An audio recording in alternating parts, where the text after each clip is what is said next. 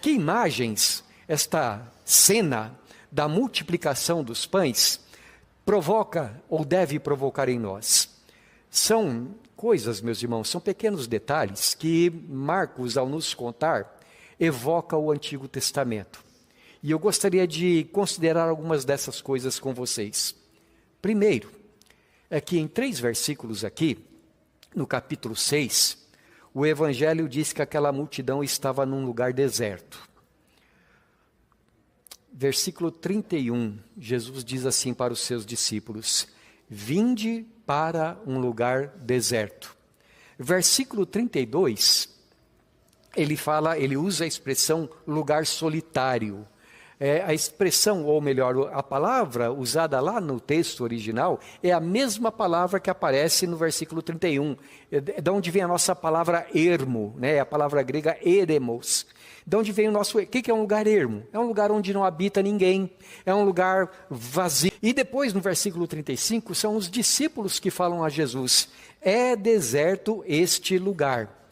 Ora, quando nós olhamos para o Antigo Testamento, meus irmãos, nós aprendemos que vida no deserto muitas vezes foi a vida normal do povo de Israel. Quando eles saíram do Egito, por exemplo, deserto é o lugar no qual viveu a igreja do Senhor, a congregação de Israel, durante aproximadamente 40 anos. E depois eles finalmente entraram na terra prometida. Agora, nesse deserto, diz Deuteronômio, capítulo 8, durante aqueles 40 anos, eles estavam sendo protegidos por Deus. Eles estavam sendo guiados pelo Senhor.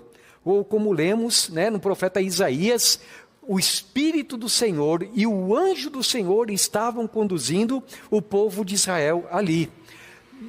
No deserto também é aquele lugar pelo qual o profeta Elias andou 40 dias e 40 noites até o monte de Deus, onde ele encontrou-se com Deus. Deserto também é o lugar para onde Jesus foi, logo depois que ele foi batizado. E ali ele enfrentou toda a sorte de tentações.